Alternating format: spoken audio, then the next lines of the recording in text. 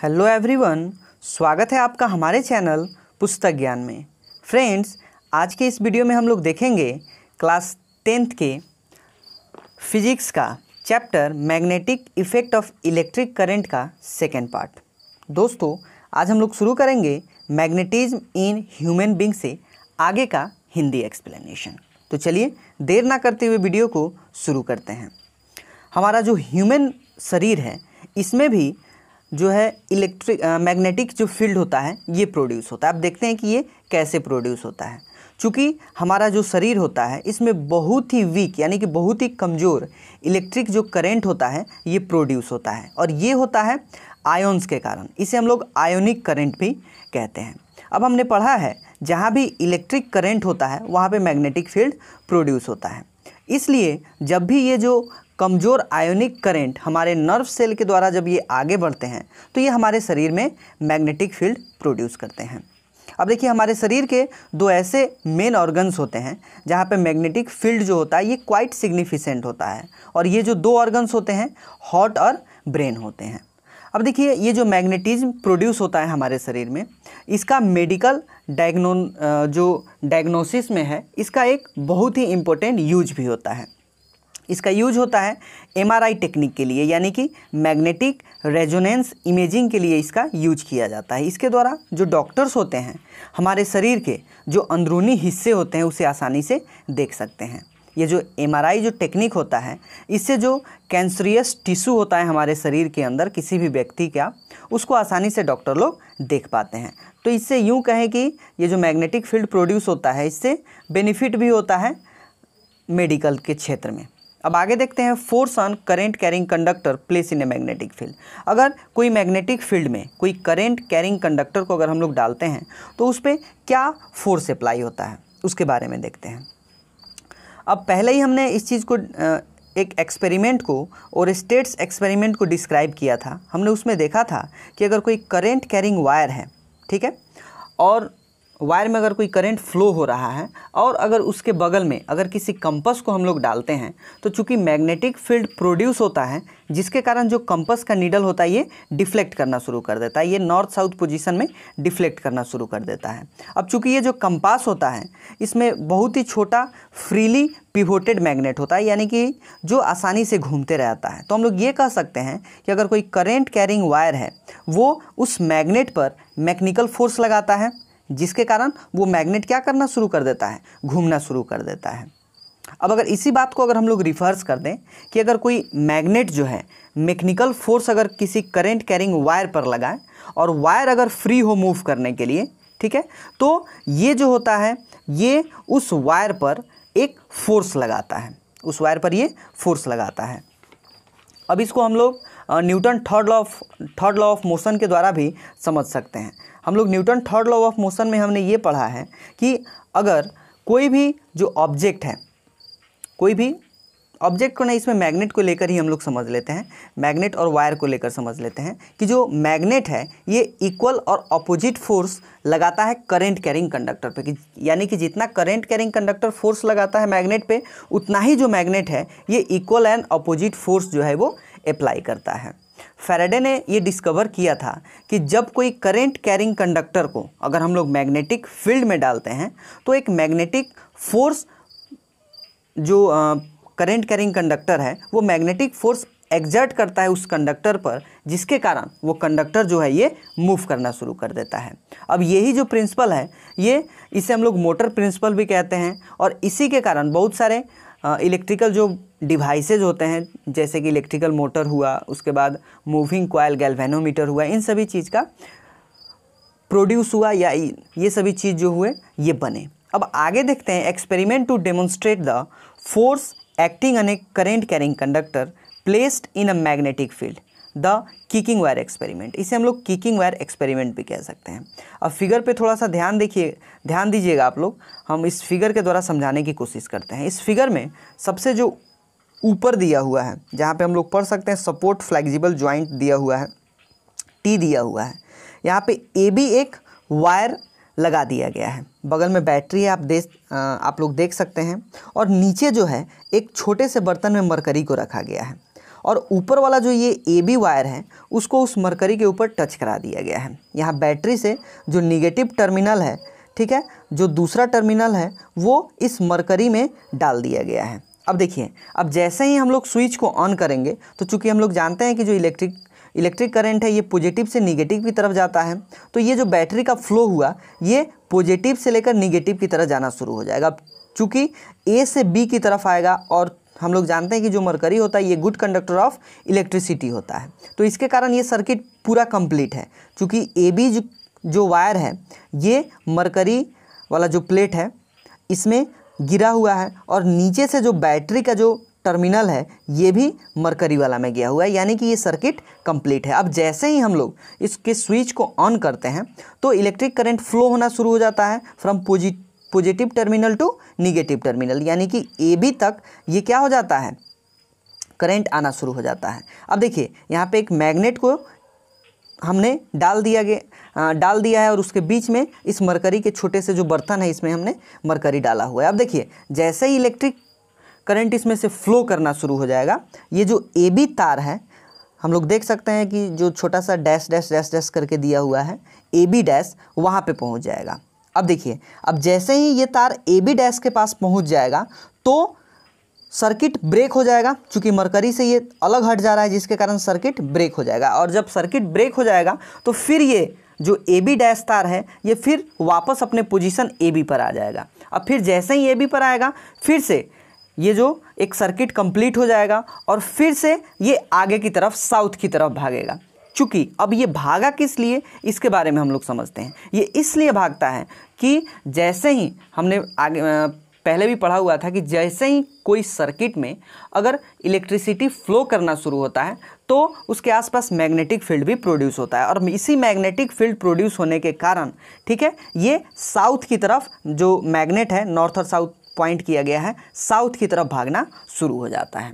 अब अगर इसी को अगर हम लोग रिवर्स कर देते हैं, यानी कि अगर बैटरी का जो कनेक्शन है इसको अगर हम लोग बदल देते हैं, पॉजिटिव को नीचे कर देते हैं, निगेटिव को ऊपर कर देते हैं, तब ये जो वायर होगा ये नॉर्थ की तरफ आना शुरू हो जाएगा, यानी कि बिल्कुल इसके विपरीत हो जाएगा। इसे ही हम लोग द किकिंग वायर एक्सपेरिमेंट कहते हैं। अब ये जो फोर्स जो है ये अप्लाई हो रहा है ये करंट कैरिंग वायर पर, ये परपेंडिकुलर होता है करंट के डायरेक्शन का और परपेंडिकुलर होता है मैग्नेटिक फील्ड के डायरेक्शन का। इसको जो है हम लोग फ्लेमिंग लेफ्ट हैंड रूल के द्वारा भी इसको हम लोग आसानी से समझ सकते हैं। अब देखते हैं फ्लेमिंग लेफ्ट हैंड रूल क्या होता है। अगर कोई करंट कैरिंग वायर है उसको अगर हम लोग मैग्नेटिक फील्ड में डालते हैं तो हमने देखा कि जो फोर्स है वो वायर पर लगना शुरू हो जाता है। अगर जो वायर है ये फ्रीली है तो ये वायर किक करना शुरू कर देता है, यानी कि इधर उधर भागना शुरू हो जाता है। अब जो फ्लेमिंग है उन्होंने एक सिंपल रूल दिया है जिसके कारण हम लोग फोर्स का डायरेक्शन आसानी से निकाल सकते हैं। अब फ्लेमिंग जो लेफ़्ट हैंड रूल है इसके द्वारा हम लोग को करना क्या है, फिगर में भी आप देखकर समझ सकते हैं कि सबसे पहले हम लोग अपने लेफ़्ट हैंड के जो 4 फिंगर्स हैं उसे हम लोग फोल्ड कर देंगे। जो सेंटर फिंगर है और जो थंब है हमारे हाथ का, इसको राइट एंगल पे हम लोग पूरा बना लेंगे, ठीक है, जिस तरह से फिगर 24A में बताया गया है। अब हम अपने हाथ को इस तरह से एडजस्ट करेंगे कि जो 4 फिंगर हैं ये मैग्नेटिक फील्ड को दर्शाते हैं और जो सेंटर फिंगर्स हैं ये डायरेक्शन ऑफ करंट को बताएंगे, चूँकि ये दोनों 90 डिग्री पर हैं, ठीक है। तो जो 4 फिंगर्स हैं ये जो direction of magnetic field show करेंगे और जो सेंटर फिंगर हैं ये डायरेक्शन ऑफ करंट को शो करेगा, ठीक है। और जो थंब जो है जिस डायरेक्शन में बताएगा ये जो है direction of force acting on the conductor है, यानी कि ये जो फोर्स जिस दिशा में लग रहा है ये शो करता है। तो इसे हम लोग फ्लेमिंग लेफ्ट हैंड रूल कह सकते हैं। बी के द्वारा भी इसको आसानी से हम लोग समझ सकते हैं। AB जो है ये मैग्नेटिक फील्ड हो गया और नीचे AC जो है ये करंट हो गया और बीच में ये जो हुआ फोर्स और मोशन हुआ, यानी कि जो फोर्स लग रहा है, जो मोशन लग रहा है, ये जो हुआ AD जो हुआ फोर्स और मोशन हुआ। अब देखिए बहुत सारे ऐसे डिवाइस हैं जिसमें इस प्रिंसिपल को फॉलो किया जाता है, और वो जो डिवाइस हैं जिसका इस प्रिंसिपल पे फॉलो किया जाता है वो हो जाते हैं इलेक्ट्रिकल मोटर हो जाता है, इलेक्ट्रिकल जनरेटर होता है, माइक्रोफोन, लाउड स्पीकर और भी बहुत सारे करंट डिटेक्टिंग इंस्ट्रूमेंट हुए। ये सभी जो डिवाइस हैं वो इस प्रिंसिपल पे काम करते हैं। अब अगला टॉपिक हम लोग स्टार्ट करते हैं द इलेक्ट्रिक मोटर, यानी कि इलेक्ट्रिक मोटर क्या होता है। तो हम लोग जानते हैं कि मोटर एक ऐसा डिवाइस होता है जो इलेक्ट्रिकल एनर्जी को मैकेनिकल एनर्जी में कन्वर्ट करता है। जितने भी मोटर होता है उसमें एक सैफ्ट होता है और एक स्पाइंडल होता है जो रोटेट होते रहता है कंटिन्यूअसली जब उसमें करंट पास होना शुरू हो जाता है। जो इसका जो रोटेशन होता है सैफ्ट का, ये बहुत सारे मशीन्स को चलाने में यूज होता है, जैसे कि इलेक्ट्रिकल फ़ैन हुआ, वॉशिंग मशीन हुआ, रेफ्रिजरेटर हुआ, मिक्सचर ग्राइंडर हुआ, इसके साथ साथ इलेक्ट्रिकल कार्स हुआ और भी बहुत सारे इलेक्ट्रिकल एप्लायंसेस चलाने में यूज किया जाता है। अब देखिए, जो कॉमन इलेक्ट्रिक मोटर होता है ये डीसी पे काम करता है, यानी कि डायरेक्ट करंट पे काम करता है, ठीक है। इसलिए हम लोग इसे डीसी मोटर भी कहते हैं, यानी कि डायरेक्ट करंट मोटर भी कहते हैं। अब अगला टॉपिक है प्रिंसिपल ऑफ मोटर, यानी कि जो मोटर है ये किस प्रिंसिपल पे काम करता है। तो बहुत ही सिंपल है, जो इलेक्ट्रिक जो मोटर होता है ये भी मैग्नेटिक इफेक्ट ऑफ करंट पे ही काम करता है। ये जो मोटर है इसमें एक रेगुलर कॉइल लगाया जाता है जिसको मैग्नेटिक फील्ड के बीच में डाला जाता है, और जैसे ही उस रेगुलर कॉइल में इलेक्ट्रिसिटी प्रोड्यूस होना शुरू होता है या जब करंट उससे पास कराया जाता है, तो चूंकि दोनों तरफ मैग्नेटिक फील्ड रहता है, इसके कारण ये रेगुलर जो रेक्टेंगुलर जो कॉइल होता है ये रोटेट करना शुरू हो जाता है, और इसी कॉइल के साथ एक सैफ्ट जुड़ा हुआ रहता है, और ये जो सैफ्ट है ये इलेक्ट्रिकल एनर्जी को मैकेनिकल एनर्जी में प्रोड्यूस करता है, और इस मोटर के द्वारा हम लोग अलग अलग काम कर सकते हैं। अब अगला टॉपिक है कंस्ट्रक्शन ऑफ ए मोटर, यानी कि मोटर का जो कंस्ट्रक्शन होता है वो कैसे होता है। तो इसमें जो फिगर है उसको हम लोग देखते हैं, और इस फिगर को आप लोग ध्यान से देखिएगा, इसके द्वारा हम लोग इसको समझने की कोशिश करते हैं। एक इलेक्ट्रिक जो मोटर होता है इसमें एक रेक्टेंगुलर कॉइल लगा हुआ रहता है ABCD, जिसको आप फिगर में देख सकते हैं कि एक ABCD जो बीच में है ये एक रेक्टेंगुलर कॉइल है। इसके ऊपर इंसुलेटेड कॉपर वायर रहता है, यानी कि जो कॉपर वायर इसके ऊपर लपेट दिया जाता है, ठीक है। और ये जो रेक्टेंगुलर कॉइल है इसको दो मैग्नेट के horse shoe type permanent magnet के बीच में डाल दिया जाता है, इस तरह से कि एक तरफ इसका नॉर्थ पोल और जो दूसरे तरफ है ये साउथ पोल है। इसके बीच में ये रेक्टेंगुलर कॉइल रहता है और ये फ्रीली रहता है नाचने के लिए, ताकि ये जैसे ही इलेक्ट्रिक करंट पास हो ये आसानी से रोटेट कर सके। अब देखिए, AB और जो CD है इस कॉइल का, इसको परपेंडिकुलर डाला जाता है दोनों मैग्नेटिक फील्ड के बीच में। इसके साथ साथ इसमें एक डिवाइस डाल दिया जाता है जिसको हम लोग कम्यूटेटर भी कहते हैं या स्प्लिट रिंग कहते हैं, ताकि ये जो करंट का जो डायरेक्शन है इसको रिवर्स कर सके। हम लोग देख सकते हैं पॉइंट X और Y जिसको डोनेट किया गया है सबसे फर्स्ट में, यहाँ लिखा भी गया है commutator rotate with coil. X और वो Y जो है इसमें दो कम्यूटेटर लगाया जाता है, यानी कि स्प्लिट रिंग लगाया जाता है, ताकि ये करंट के जो डायरेक्शन है इसको रिवर्स कर सके। और जो ये X है, ये जो A है यहाँ से लेकर इस तार में जुड़ा हुआ है, और ये जो स्प्लिट रिंग जो Y है ये जुड़ा हुआ है, ये जो D है इसके साथ यहाँ पे आकर जुड़ गया है। अब इसके साथ साथ एक PQ जो होता है, यहाँ पे हम फिगर में देख सकते हैं जो दो PQ है, ये जो दो ब्रशेज लगे हुए हैं जिसको हम लोग ब्रश कह सकते हैं। अब डायरेक्ट जो तार है इसको हम लोग स्प्लिट रिंग में नहीं जोड़ सकते हैं। अगर स्प्लिट रिंग में डायरेक्ट तार को अगर जोड़ेंगे तो जब कॉइल मूव करना शुरू होगा तो ये जो तार है हमारा जो फंस जाएगा, इसलिए इसको जो तार है हम लोग देख सकते हैं इस बैटरी से पॉइंट P और निगेटिव टर्मिनल से पॉइंट Q, जो P और Q जो दो ब्रश है उसमें जुड़ा हुआ है, ताकि, और ये जो ब्रश है इसका काम ये होता है कि ये एक बार में एक ही जो स्प्लिट रिंग है उसको टच करे।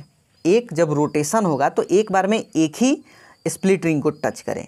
जो P है, P जो ब्रश है एक बार में X को टच करेगा, और जो Q ब्रश है ये एक बार में Y को टच करेगा। ऐसा नहीं कि जो P ब्रश है एक ही बार में X और Y दोनों स्प्लिट रिंग को टच करेगा, ऐसा नहीं होगा। इसको इस तरह से डालना है ताकि ये एक बार में एक ही स्प्लिट रिंग को टच करे, यानी कि जो दोनों ब्रशेज हैं एक बार में दोनों X और Y स्प्लिट रिंग को अलग अलग टच करें।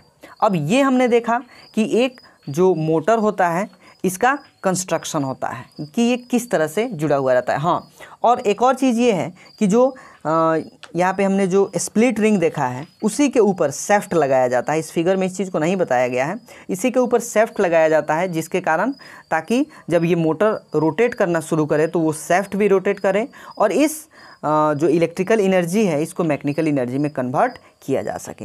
अब देखते हैं कि जो इलेक्ट्रिक जो मोटर है ये काम कैसे करता है।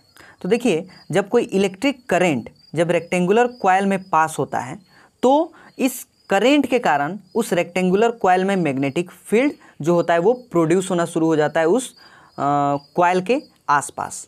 अब जो मैग्नेटिक फील्ड है जो हॉर्सू टाइप मैग्नेट का, वो इस मैग्नेटिक फील्ड के यानी कि जो रेक्टेंगुलर कॉइल है इसके मैग्नेटिक फील्ड के साथ इंटरेक्ट करता है, जिसके कारण जो रेक्टेंगुलर जो कॉइल है ये रोटेट करना शुरू हो जाता है और इसके कारण जो स्पाइन है वो भी रोटेट करना शुरू होता है और जो मोटर है ये कंटिन्यूअसली नाचना शुरू हो जाता है या रोटेट करना शुरू हो जाता है। अब इसको हम लोग क्लियरली समझते हैं इस फिगर के द्वारा कि कैसे कैसे होता है। ध्यान से आप लोग फिगर पे देखते रहिएगा। अब मान लेते हैं कि जो ABCD है ये जिस पोजीशन में दिखाया गया है फिगर में 26 में उसी पोजीशन पे है, ठीक है। और जैसे ही हम लोग स्विच को ऑन करते हैं तो हम लोग जानते हैं कि जो करंट होता है पॉजिटिव टर्मिनल से नेगेटिव टर्मिनल की तरफ जाएगा, यानी कि हम लोग फिगर में देख सकते हैं जहाँ पॉजिटिव टर्मिनल है वहाँ से करंट फ्लो करते हुए ब्रश P पर जाएगा और P के बाद जो स्प्लिट रिंग है या कम्यूटेटर है, जो आधा कम्यूटेटर है, ठीक है, वहाँ से होते हुए AB की तरफ जाएगा और AB से फिर होते हुए CD की तरफ आएगा और CD से होते हुए फिर से कम्यूटेटर जो आधा कम्यूटेटर लगा हुआ है Y, वहाँ से होते हुए फिर ब्रश में और फिर से निगेटिव टर्मिनल तक ये जो सर्किट है ये पूरा हो जाता है। अब देखिए, अब जो साइड AB है, जो रेक्टेंगुलर कॉइल का जो साइड AB है, ABCD में रेक्टेंगुलर कॉइल पे आप लोग ध्यान दीजिएगा, जो साइड ABCD है यहाँ पे जो करंट का डायरेक्शन है A से B तक है, यानी कि जो करंट का डायरेक्शन A से B की तरफ जा रहा है। और साइड जो CD है इसमें जो करंट का डायरेक्शन है C से D की तरफ है, यानी कि C से D की तरफ होते हुए तब ये कम्यूटेटर Y तक आ रहा है और उसके बाद ब्रश Q तक जा रहा है। अब डायरेक्शन हम लोग देख लेते हैं मैग्नेटिक फील्ड का, यानी कि इसका जो डायरेक्शन हो जाएगा नॉर्थ पोल से साउथ पोल की तरफ इसका हो जाएगा, जो डायरेक्शन हो जाता है मैग्नेटिक फील्ड का।